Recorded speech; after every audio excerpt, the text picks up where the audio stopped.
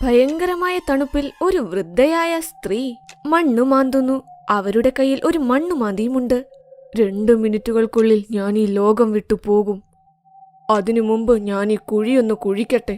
ആളുകൾ എപ്പോഴും പറയും മനുഷ്യർക്ക് തന്റെ ഒപ്പം ഒന്നും കൊണ്ടുപോകാൻ പറ്റില്ലെന്ന്. എന്നാൽ ഞാൻ ഈ മാന്ത്രിക സ്പൂൺ എന്റെ ഒപ്പം കൊണ്ടുപോകുകയാണ്. ഇനി എന്നെപ്പോലെ ആരും തന്നെ മോമോസ് പാനിപൂരി ഉണ്ടാക്കരുത്. ആ സ്വാദും എന്നെപ്പോലെ ഈ കുഴിയിൽ ഇന്ന് അടഞ്ഞു പോകണം. ഇത്രയും പറഞ്ഞ് ആ വൃദ്ധയായ സ്ത്രീ ഒരു വെള്ളി സ്പൂണുമെടുത്ത് കുഴിയിൽ കിടന്നു. പുറത്ത് മണ്ണുമിട്ടു. കുഴിക്കുള്ളിൽ പോയപ്പോൾ തന്നെ ഇടിമിന്നലും വെട്ടി. നല്ല മഴയും പെയ്യാൻ തുടങ്ങി. അങ്ങനെ മഴ പെയ്തപ്പോൾ ആ കുഴിയിൽ നിന്നും ആത്മാവും പുറത്തു വന്നു. ലോകമേ നിനക്ക് വിടാ. രാവിലെ റാംപൂർ ഗ്രാമത്തിൽ തണുപ്പു കാരണം വിജനമായി കിടന്നു. ആ ഗ്രാമത്തിൽ ഒരു നല്ല ചന്തയും ഉണ്ടായിരുന്നു. ആ ഗ്രാമത്തിൽ നന്ദിത എന്നു പേരുള്ള ഒരു ദരിദ്രയായ പെൺകുട്ടി പഴയ വസ്ത്രവും ഇട്ട് കരഞ്ഞുകൊണ്ടിരുന്നു. മോമോസ് പാനിപൂരി അമ്മ എവിടെ പോയി? അമ്മ ഇതെവിടെ പോയി?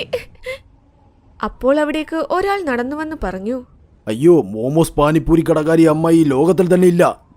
ഞങ്ങൾ രാവിലെ മുതലേ അവരെ അന്വേഷിക്കുകയാ. ഇത്രയും പറഞ്ഞ് അയാൾ അവിടെ നിന്നും പോയി. ഇവിടെ നന്ദിതയുടെ കരച്ചിലും കൂടി. അമ്മേ, അമ്മ എന്നെ വിട്ടിട്ട് എവിടെ പോയി? ഈ ലോകത്തെനിക്ക് അമ്മ മാത്രമേ ഉണ്ടായിരുന്നുള്ളൂ. നിങ്ങൾ എനിക്ക് എന്നും സ്വാദുള്ള മോമോസും പാനിപ്പൂരിയും തരും, അതും പൈസയില്ലാതെ. അമ്മ പോയി മരിച്ചു കളഞ്ഞല്ലോ. അവൾ കരയുന്നത് ചന്തയിലെ എല്ലാവരും നോക്കി നിന്നു. അപ്പോൾ ഒരു സ്ത്രീ നന്ദിതയുടെ അടുത്തേക്ക് വന്ന് ദേഷ്യത്തിൽ അവളോട് പറഞ്ഞു, മുതലക്കണ്ണീരൊഴുക്കല്ലേ, നിനക്കിനി പാനിപ്പൂരി ഓസിന് കഴിക്കാൻ കിട്ടില്ല. അതുകൊണ്ടാ നീ കരയുന്നത്. ആ വൃദ്ധയായ അമ്മയെ കണ്ട് പഠിക്ക്. പാവം വയസ്സായിട്ടും പണി ചെയ്ത് ജീവിച്ചു. നീ കൊച്ചു പെൺകുട്ടിയായിട്ടും ഭിക്ഷ എടുക്കുന്നു. ഇത്രയും പറഞ്ഞ് ആ സ്ത്രീ അവിടെ നിന്നും പോയി. നന്ദിതയ്ക്ക് വിശക്കാൻ തുടങ്ങി. അതുകൊണ്ട് അവൾ ചന്തയിലെ പല കടകളിലും പോയി ഭിക്ഷ ചോദിച്ചു. എന്നാൽ ആരും അവളെ സഹായിച്ചില്ല. അവർ കൊടുത്തതുമില്ല. എന്നാൽ അവിടെ ഉണ്ടായിരുന്നവർ അവളുടെ മുകളിൽ ചീഞ്ഞ തക്കാളിയും എറിഞ്ഞു. അടിച്ച് ഓടിക്കുവളെ, നല്ല തടിയുണ്ടായിട്ടും ഭിക്ഷ ചോദിക്കുന്നു, കള്ള ഭിക്ഷക്കാരി. എന്നെ ഇങ്ങനെ ഉപദ്രവിക്കല്ലേ. ഞാൻ അനാഥയായതുകൊണ്ടാ ഭിക്ഷ എടുക്കുന്നത്. എനിക്ക് ജോലിയും തരുന്നില്ലെങ്കിൽ എന്ത് ചെയ്യാൻ പറ്റും? നന്ദിത പറഞ്ഞത് ആരും കേട്ടില്ല. അതുകൊണ്ട് അവൾ കരഞ്ഞുകൊണ്ട് സിഗ്നലിലേക്ക് പോയി. വഴിയിൽ ഒരു കമ്പിളി വിരിച്ചിരുന്നു. അവിടെ വന്നു പോകുന്നവരുടെ അടുത്ത് ഭിക്ഷ ചോദിച്ചു. എന്നാൽ അവിടെയും ആരും അവൾക്ക് ഭിക്ഷ കൊടുക്കാൻ തയ്യാറായില്ല. അതുകൊണ്ട് അവൾ നേരെ അടുത്തുള്ള ഒരു അമ്പലത്തിലേക്ക് പോയി. അവൾ ദൈവത്തിനോട് പ്രാർത്ഥിക്കാനും തുടങ്ങി. ദൈവമേ, ആദ്യം താങ്കൾ എന്റെ അമ്മയും അച്ഛനെയും അകറ്റി. ഒരമ്മ എന്നെ സഹായിച്ചു, അവരും ഇപ്പോൾ എന്നെ വിട്ടുപോയി. ഇതിലും നല്ലത് എന്നെയും കൂടി അങ്ങോട്ട് കൊണ്ടുപോകുന്നതല്ലേ. കുറഞ്ഞത് ഈ ദുഷ്ടലോകത്ത് നിന്നും എനിക്ക് കുറച്ച് ആശ്വാസം ലഭിക്കും. അപ്പോൾ അവിടേക്ക് പൂജാരി വന്നു. നന്ദിത അപ്പോൾ തിരിഞ്ഞു നോക്കി.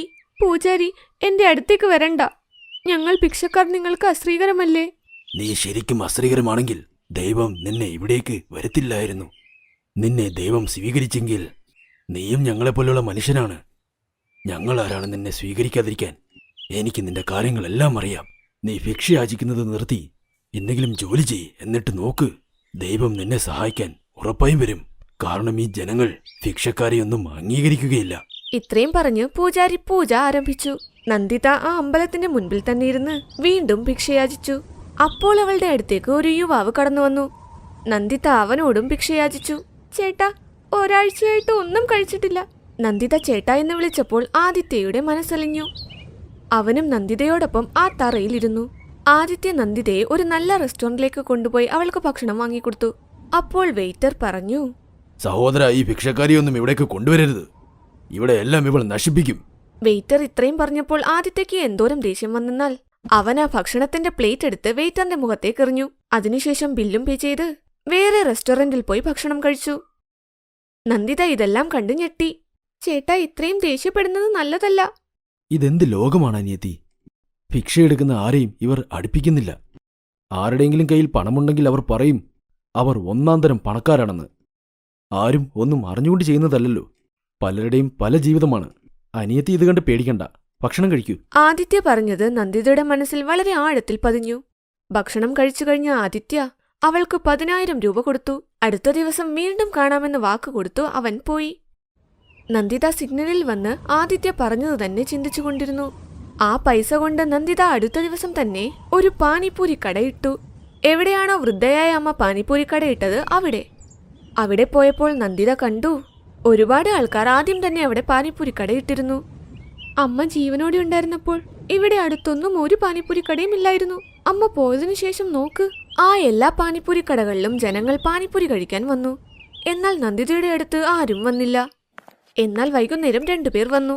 ആ മോളെ, നിന്നെ ഞാനിവിടെ ഒരുപാട് ഭിക്ഷ എടുത്ത് കണ്ടിട്ടുണ്ടല്ലോ. ഈ ജോലി നീ നന്നായി ചെയ്യുന്നുണ്ട്. ആ താ, ഞങ്ങൾക്കും കുറച്ച് പാനിപ്പൂരി താ. ഉറപ്പായും അമ്മാവ, ശരിക്കും നിങ്ങൾ എന്റെ ആദ്യത്തെ കസ്റ്റമറാണ്. നന്ദിത അമ്മാവന് പാനിപ്പൂരി കൊടുത്തു. എപ്പോൾ അവർ പാനിപ്പൂരി കഴിച്ചിട്ട് പോയോ, അപ്പോൾ അവിടെ അടുത്തുണ്ടായിരുന്ന പാനിപ്പൂരി കടക്കാരൻ നന്ദിതയുടെ കടയിലേക്ക് വന്നു. ഭിക്ഷക്കാരെ, ഇവിടെ നിന്നും പോയിക്കോ, അതാ നിനക്ക് നല്ലത്. ഞാൻ നിങ്ങളെ തടഞ്ഞില്ലല്ലോ, നിങ്ങൾ എന്തിനാ എന്നെ തടയുന്നത്? ഈ സ്ഥലം നിന്റെ അച്ഛന്റെ ഒന്നുമല്ലല്ലോ. ഭിക്ഷക്കാരിയുടെ അഹങ്കാരം കണ്ടില്ലേ? വാടാ, വന്നീ ഭിക്ഷക്കാരിയുടെ കട അടിച്ചു പൊട്ടിക്കേ. എല്ലാവരും ചേർന്ന് നന്ദിതയുടെ കട അടിച്ചു പൊളിച്ചു. അവളുടെ എല്ലാ സാധനങ്ങളും താഴെ വീണു. പാവം നന്ദിത അവിടെ ഇരുന്ന് കരയാനായി തുടങ്ങി. എന്റെ ദൈവമേ, എനിക്ക് ഈ ദുഷ്ടലോകത്ത് ജീവിക്കണ്ട. ഇന്ന് രാത്രി ഞാൻ ഉറങ്ങിക്കഴിഞ്ഞാൽ പിന്നെ എഴുന്നേക്കരുത് ദൈവമേ. നന്ദിത തന്റെ കടയുടെ അടുത്ത് തന്നെ ഇരുന്നു. പതുക്കെ പതുക്കെ രാത്രിയായപ്പോൾ അവളുടെ കടയുടെ മുകളിൽ തന്നെ അവൾ കിടന്നുറങ്ങുകയും ചെയ്തു. അവൾ രാവിലെ എഴുന്നേറ്റപ്പോൾ അപ്പോൾ അവളുടെ കടയിൽ പാനിപ്പൂരിക്കുള്ള എല്ലാ സാധനങ്ങളുമുണ്ട്. അതുമല്ലാതെ കുറെ മോമോസുമുണ്ട്. ഇത് കണ്ട് നന്ദിത ഞെട്ടിപ്പോയി. ഇതൊക്കെ എന്താ? മോമോസ്, പാനിപ്പൂരി? അമ്മയുണ്ടാക്കുന്ന അതേപോലത്തെ മോമോസും പാനിപ്പൂരിയും. ആ സ്വാദ് എങ്ങനെ മറക്കാൻ പറ്റും? അമ്മ പോയതിനു ശേഷം അമ്മയുടെ സ്വാദുള്ള പാനിപ്പൂരി തിന്നാൻ എല്ലാ ജനങ്ങളും തേടുകയാ. ആ സ്വാദ് കാരണം എല്ലാ ജനങ്ങളും വന്നു. കുറച്ചു സമയത്തിനുള്ളിൽ നന്ദിതയുടെ കടയുടെ മുൻപിൽ എല്ലാവരും ഒത്തുകൂടി. മുൻപിൽ വരിയായി നിന്നു. ചേച്ചി, എനിക്ക് അമ്മയുടെ ഓർമ്മ വരുന്നു. അമ്മയെപ്പോലെ ഇന്നും ആരും മോമോസ് പാനിപ്പൂരി ഉണ്ടാക്കിയിട്ടില്ല. ചേച്ചി എങ്ങനെ ഇത് ഉണ്ടാക്കിയത്? അതാണ് എനിക്കും അറിയാൻ വയ്യാത്തത്. നിങ്ങൾ പാനിപ്പൂരി കഴിക്കൂ, ഇത് അമ്മയുടെ പ്രസാദമാണ്. അവർ പാനിപ്പൂരി കഴിക്കാൻ തുടങ്ങി. എല്ലാവരും മോമോസ് പാനിപ്പൂരിയാണ് വാങ്ങിയിരുന്നത്. പാനിപ്പൂരിയും മോമോസും തീരുന്നതേയില്ല. വൈകുന്നേരം വരെ കടയിൽ ലൈനുണ്ടായിരുന്നു. മോമോസ് പാനിപ്പൂരി എന്നാൽ തീർന്നതേയില്ല. രാത്രി എല്ലാവരും പോയി കഴിഞ്ഞപ്പോൾ അടുത്ത കടക്കാരൻ വീണ്ടും നന്ദിതയുടെ അടുത്തേക്ക് വന്നു. കടയും മറിച്ചിട്ടു.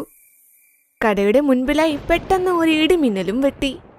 അപ്പോൾ അവിടെ ആ വൃദ്ധയായ അമ്മയുടെ ആത്മാവ് വന്നു. ആരാണോ ആ വെള്ളി സ്പൂണുമായി മരിച്ചത് അവർ തന്നെ. എല്ലാവരും ഇത് കണ്ട് പേടിച്ചു. അമ്മ മരിച്ചു പോയതാണല്ലോ, അവരുടെ ആത്മാവാണെന്ന് തോന്നുന്നു. അയ്യോ, എല്ലാവരും ഓടിക്കോ. അടുത്തുള്ള കടക്കാരെല്ലാം കട ഉപേക്ഷിച്ച് അവിടെ നിന്നും ഓടി രക്ഷപ്പെട്ടു. അതിനുശേഷം അമ്മയുടെ ആത്മാവ് നന്ദിതയോട് പറഞ്ഞു, മോളെ, ഈ അത്ഭുതമെല്ലാം ഞാനാണ് ചെയ്തത്. ഇതാ മാന്ത്രിക സ്പൂൺ. എപ്പോൾ വരെ നിന്റെ കയ്യിൽ ഇതുണ്ടോ അതുവരെ മോമോസും തീരില്ല, പാനിപ്പൂരിയും തീരില്ല. പക്ഷേ നീ ഭിക്ഷയാചിക്കരുത്. ഏത് ആദിത്യയാണോ നിന്നെ അനിയത്തിയായി കണ്ട് പൈസ തന്നത് അവൻ എന്റെ കൊച്ചുമകനാണ്. അവൻ കുറെ നാളുകളായി അമ്പലത്തിന്റെ അടുത്ത് നിന്നെ തേടി നടന്നു. പക്ഷേ അവന് കാണാൻ പറ്റിയില്ല. നാളെ അവനെ പോയി കാണ്, എന്നിട്ട് അവന്റെ ഒപ്പം നിൽക്ക്. കാരണം അവനും അനാഥനാണ്. മാന്ത്രിക സ്പൂൺ കൊടുത്ത് അമ്മയുടെ ആത്മാവ് മാഞ്ഞുപോയി. നന്ദിത സന്തോഷത്തിലായി. അടുത്ത ദിവസം അമ്പലത്തിന്റെ അടുത്ത് പോയി ആദിത്യയെ കണ്ടു. ആദിത്യയോട് എല്ലാ കാര്യങ്ങളും പറഞ്ഞു. നിന്നെ കണ്ടപ്പോൾ എനിക്ക് സന്തോഷമുണ്ട് പെങ്ങളെ. നീ മോമോസ് പാനിപ്പൂരി വിറ്റോളൂ. എന്നാൽ നീ എൻ്റെ കൂടെ താമസിക്ക്, എൻ്റെ വീട്ടിൽ. ഇപ്പോൾ നന്ദിത തന്റെ ദത്തെടുത്ത ചേട്ടന്റെ ഒപ്പം വീട്ടിൽ താമസിക്കാൻ തുടങ്ങി. കുറച്ചു ദിവസത്തിനുള്ളിൽ അവർ തങ്ങൾക്ക് പുതിയ നല്ല വീട് വെച്ചു. ആ മാർക്കറ്റിലും ഇപ്പോൾ വേറെ പാനിപ്പൂരി കടക്കാറില്ല. നന്ദിത സന്തോഷത്തോടെ ജീവിക്കാനായി തുടങ്ങി.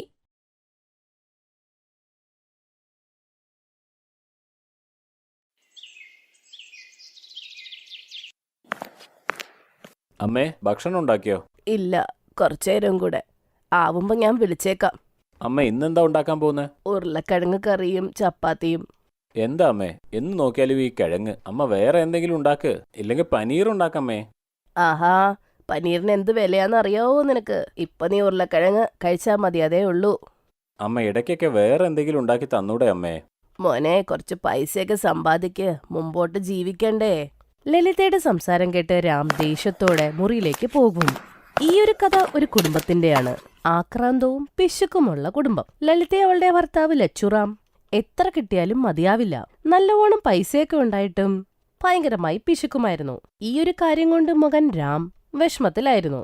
അച്ഛനും അമ്മയുടെ മുമ്പിൽ അവൻ ഒന്നുമല്ലായിരുന്നു. പിന്നീട്, അമ്മേ, നന്നായി വിശക്കുന്നുണ്ട്, എന്തെങ്കിലും കഴിക്കാൻ തരൂ.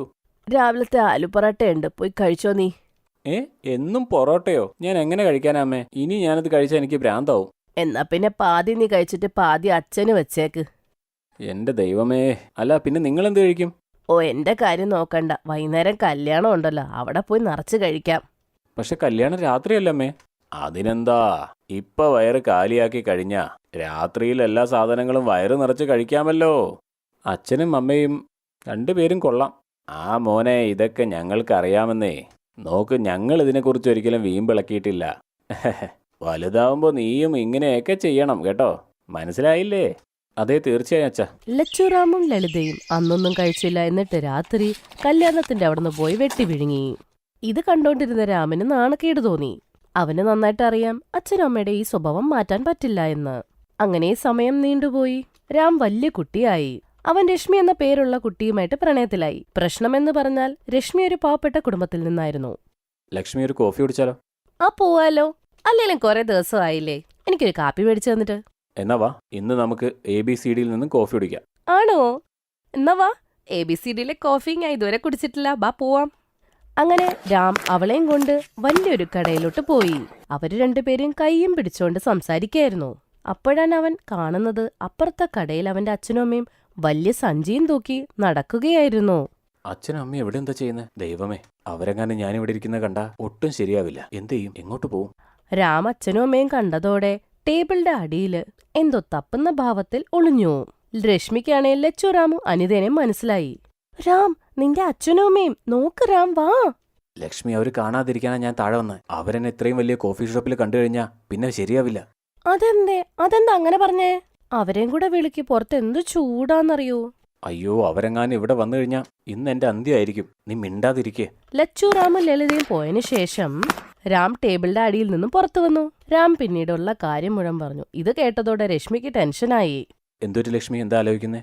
അത് വേറൊന്നുമല്ല, നിന്റെ അച്ഛനും അമ്മയും ഇത്രയും ആക്രാന്തവും പിശുക്കൊക്കെ ഉള്ളവരാണെങ്കിൽ എന്നെ എങ്ങനെ നിന്നെ കെട്ടിച്ചു തരുമെന്നാ. ഇത് തന്നെയാ ഞാൻ രാവും പകൽ ആലോചിക്കുന്നേ. നീ വിഷമിക്കണ്ട, ഞാൻ നിന്നെ കല്യാണം കഴിക്കൂ. രാം അവന്റെ അച്ഛനും അമ്മയോടും രശ്മിയുടെ കാര്യം പറഞ്ഞു.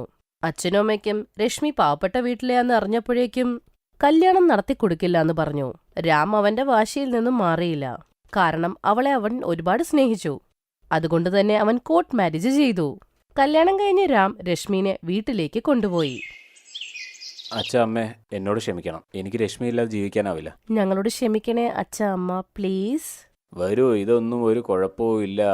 നിന്റെ വിവാഹം നടത്താനായിട്ട് വലിയ ചെലവ് ആവശ്യമായിരുന്നില്ലേ?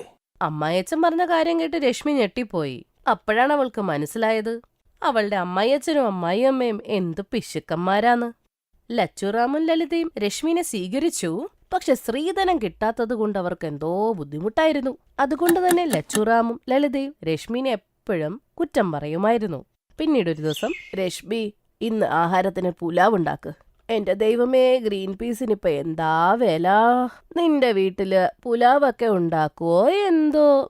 പിന്നൊരു കാര്യം പറയാം, ഈ വീട്ടിൽ വന്നു കയറിയത് നിന്റെ ഭാഗ്യമാണ്. ലളിത പറഞ്ഞ കാര്യം കേട്ട് അവർക്ക് രണ്ടുപേർക്കും നല്ല വിഷമമായി. പക്ഷെ ആ സമയത്ത് രണ്ടുപേരും ഒന്നും മിണ്ടിയില്ല. രശ്മി കരുതിയത് ലളിതേനെ പതുക്കെ പതുക്കെ ശരിയാക്കി എടുക്കാമെന്ന്. പക്ഷെ ലളിതയുടെ മനസ്സിൽ വേറെ എന്തൊക്കെയോ ആയിരുന്നു. അടുത്ത ദിവസം, അതേ രാമോനെ, നിന്നോടൊരു കാര്യം പറയാനുണ്ടായിരുന്നോ? എന്താ അമ്മേ? അതാ ഷിഫ്റ്റ് ടൂർ ട്രാവൽസ് ഇല്ലേ മാർക്കറ്റിലെ, അതെ. എന്തോ ഓഫർ ഉണ്ട് അവിടെ ഇപ്പോ. നേപ്പാളിലെ തീർത്ഥയാത്രയ്ക്കെന്തോ. ഞാനും അച്ഛനും വിചാരിച്ചു അങ്ങ് പോയാലോ എന്ന്. ദൈവത്തിനെ ഒന്ന് തൊഴുതിട്ട് വരാലോ. വളരെ നല്ല കാര്യമല്ലേ. നല്ലത് തന്നെ ചിന്തിച്ചത്. കുറച്ചു ദിവസം ഒന്ന് കാത്തിരിക്കുക. എന്റെ ശമ്പളം വരുമ്പോ നമുക്ക് ഒരുമിച്ച് പോവാം. അയ്യോ, അപ്പോഴേക്ക് അവരുടെ ഓഫറൊക്കെ തീർന്നു പോവും. അമ്മ, ഇപ്പൊ എന്റെ കയ്യിൽ അത്രയും പൈസ ഇല്ല. എന്നാ നീ ഒരു കാര്യം ചെയ്യേ, രശ്മിയുടെ അച്ഛനോട് കടം ചോദിക്കേ. രണ്ടു വീടും ഒന്ന് തന്നെയല്ലേ, അല്ലേ മോനെ? രാം വിഷമത്തോടെ അതേന്ന് പറഞ്ഞു. അമ്മയുടെ അടവെന്താണെന്ന് രാമിന് പിടികിട്ടിയിരുന്നു. അവിടെ എങ്ങനെയൊക്കെയോ രശ്മിയുടെ അച്ഛൻ പൈസ ഉണ്ടാക്കി അവന് കൊടുക്കും. ഇപ്പോഴല്ലേ ലളിതയുടെ കളി തുടങ്ങിയത്. നേപ്പാളിൽ നിന്നും മടങ്ങി വന്ന ലളിത എന്തെങ്കിലുമൊക്കെ പറഞ്ഞ് രശ്മിയുടെ അച്ഛന്റെ മുമ്പിൽ പൈസയുടെ കാര്യം പറയും. അയ്യോ, അതിനിപ്പോ എന്താ, രണ്ടു വീടും ഒന്നല്ലേ? അതെ അമ്മ, ശരിയാ പറഞ്ഞത്. അങ്ങനെ സമയം നീണ്ടുപോയി. ഒരു ദിവസം രശ്മി വീട്ടിൽ എല്ലാവർക്കും വേണ്ടി ബിരിയാണി ഉണ്ടാക്കി. എല്ലാവർക്കും ബിരിയാണി ഒരുപാട് ഇഷ്ടമായി. കഴിച്ചുകൊണ്ടിരുന്ന സമയത്ത്, ആ മോളെ, കൊള്ളാം, നന്നായി ബിരിയാണി ഉണ്ടാക്കിയിട്ടുണ്ട്. നീ എവിടെന്നാ പഠിച്ചത്? അമ്മ ഉണ്ടാക്കാൻ പഠിപ്പിച്ചതാ. നല്ല കാര്യമാണ്. പിന്നെ നിന്റെ അച്ഛനും അമ്മയും ഞങ്ങളെ രണ്ടുപേരും വിരുന്നിന് വിളിക്കാത്തെന്ത്? ഒരു കാര്യം ചെയ്യ, ഈ ഞായറാഴ്ച ഞങ്ങൾ അങ്ങോട്ട് വരുന്നുണ്ടെന്നൊന്ന് പറ. അവരുണ്ടാക്കിയ ബിരിയാണി കഴിക്കാനേ. പിന്നെ പറയണം ബിരിയാണി ഉണ്ടാക്കുമ്പോ അണ്ടിപ്പരിപ്പും മുന്തിരിങ്ങയും കൂടുതലിടാൻ. ശരി അമ്മ. ലളിത പറഞ്ഞ കാര്യം കേട്ട് രശ്മിക്ക് ടെൻഷനായിപ്പോയി. അവൾക്ക് നന്നായിട്ടറിയാം അവളുടെ അച്ഛന്റെ കയ്യിൽ ഇനി അധികം പൈസയൊന്നുമില്ല എന്ന്. ഇങ്ങനെ ഇരിക്കുന്ന സമയത്ത് ബിരിയാണി അച്ഛന് താങ്ങൂലെന്ന് നന്നായിട്ടറിയാം. ഇതിനെ എങ്ങനെ സോൾവ് ചെയ്യാമെന്ന് അവൾ ആലോചിച്ചു. സൺഡേ ആയപ്പോഴേക്കും എല്ലാരും രശ്മിയുടെ വീട്ടിലെത്തി. അവിടെ എത്തിയപ്പോഴേക്കും അടിപൊളി ബിരിയാണി ഉണ്ടാക്കി വെച്ചേക്കുന്നു. അതിൽ കശുവണ്ടി, കിഷ്മിഷ് എല്ലാം ഉണ്ടായിരുന്നു. പിശുക്കരായ ലച്ചുറാമു ലളിതയുടെ കാര്യം പറയണ്ടല്ലോ. ഇന്നമ്മ എന്റെ അമ്മ ഉണ്ടാക്കിയ ബിരിയാണി കഴിച്ചു നോക്ക്. ആഹാ, സ്നേഹം കൊണ്ടുണ്ടാക്കി തന്നല്ലേ, കഴിക്കാതിരിക്കോ? ഞങ്ങള് വയറ് നിറച്ച് കഴിക്കും. ബിരിയാണി കണ്ടതോടെ ലച്ചുറാമും ലളിതയും അതിലങ്ങ് വീണുപോയി നിറച്ച് കഴിച്ചു. എന്നിട്ടും ബാക്കി ബിരിയാണി മിച്ചം വന്നു. ഒരു കാര്യം ചെയ്യാമ്മ, ഈ ബാക്കിയുള്ള ബിരിയാണി പാക്ക് ചെയ്താലോ? വീട്ടിൽ ചെന്ന് നമുക്ക് കഴിക്കാം. ആ, അത് നല്ല ഐഡിയ. ബാ കൊണ്ടോ. രാം ഇതെല്ലാം കണ്ട് വിഷമിച്ചു. രശ്മിയുടെ മുഖത്ത് ഒരു ചിന്തയും ഉണ്ടായിരുന്നില്ല. അടുത്ത ദിവസം രാവിലെ അടുക്കളയിൽ ലളിത ഒച്ചയിൽ നിലവിളിച്ചു. രശ്മി, എടി രശ്മി, ഇവിടുത്തെ ബസ്മതി അരിയൊക്കെ എവിടെ പോയി? ഇവിടുത്തെ അണ്ടിപ്പരിപ്പ് കിഷ്മിഷൊക്കെ എവിടെ പോയി? ഓഹോ, അത് ഞാൻ ഇന്നലെ എന്റെ കൂടെ കൊണ്ടുപോയിരുന്നു. ആ അരി കൊണ്ടും ഡ്രൈ ഫ്രൂട്ട്സും കൊണ്ടാ ബിരിയാണി ഉണ്ടാക്കിയത്. അതെന്താന്നറിയോ, അവരുടെ അടുത്ത് പൈസ ഇല്ല. അതുകൊണ്ട് ഞാൻ ഇവിടുന്ന് കൊണ്ടുപോയെല്ലാം. അല്ലേലും 2 വീടും ഒന്ന് തന്നെയല്ലേ അമ്മ? ഇപ്രാവശ്യം ലളിതയ്ക്ക് നല്ല ഉത്തരം കിട്ടി. തിരിച്ചു പറയാൻ ഒന്നുമേ ഉണ്ടായിരുന്നില്ല. അടുക്കളയുടെ വാതിലവിടെ നിന്നിരുന്ന രാം ഭാര്യയുടെ ഈ ഒരു ബുദ്ധി കണ്ട് മനസ്സാലെ സന്തോഷിച്ചു. Thanks for watching.